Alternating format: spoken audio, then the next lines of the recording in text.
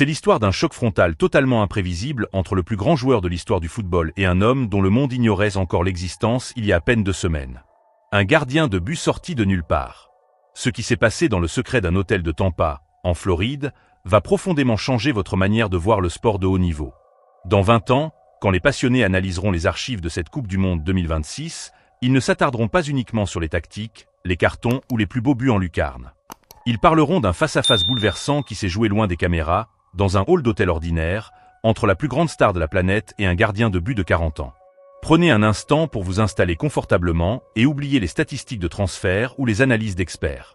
L'événement de l'année ne vient pas de se dérouler sur la pelouse d'un grand stade devant 90 000 personnes, mais dans la discrétion absolue d'une fin d'après-midi en Floride. Un moment si pur qu'il a instantanément figé le temps pour ceux qui en ont été les témoins directs.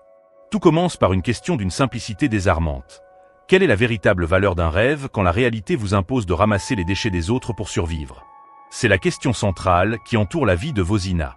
À l'âge où les joueurs professionnels fêtent leur première sélection ou signent des contrats publicitaires massifs, cet homme se levait chaque matin à l'aube pour effectuer l'un des métiers les plus difficiles et les plus invisibles de notre société. À 25 ans, alors que l'élite du football mondial brille sous les projecteurs des plus grands stades d'Europe, Vozina court derrière des camions poubelles. Le football n'est alors pour lui qu'une parenthèse, une passion du dimanche, un horizon lointain qui semble s'éloigner un peu plus à chaque fin de mois difficile. Les chances pour qu'un homme dans sa situation perce un jour au plus haut niveau sont statistiquement proches de 0. Personne ne mise sur un gardien amateur de cet âge, personne ne vient recruter dans les rues d'un archipel de moins de 600 habitants. La vie de Vozina semble être tracée, rectiligne, dictée par la nécessité économique et le manque d'opportunités.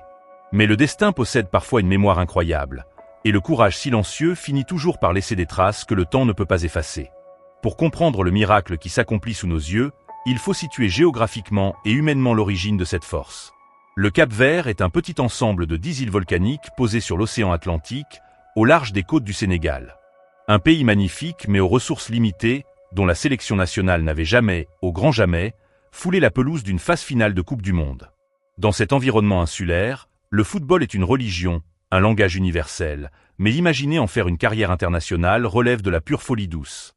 Pourtant, chaque soir, après de longues heures d'un travail harassant et usant pour le corps, cet homme mettait ses gants élimés pour aller s'entraîner sur des terrains vagues, parfois sans pelouse, poussé par une force intérieure que ses proches peinaient à s'expliquer. La logique la plus élémentaire lui dictait de laisser tomber, de se concentrer sur sa survie quotidienne et d'accepter son sort. Mais Vozina possédait un secret. Une sorte d'antidote personnel contre le découragement qu'il a partagé cette semaine avec une pudeur qui a ému la planète entière. Cet antidote ne se trouvait pas dans les manuels de préparation mentale, mais sur l'écran d'un vieux téléviseur. C'était un joueur argentin, un génie qui transformait chaque ballon en œuvre d'art et qui prouvait au monde qu'aucune barrière physique ou sociale n'est définitive si le talent est guidé par une persévérance absolue.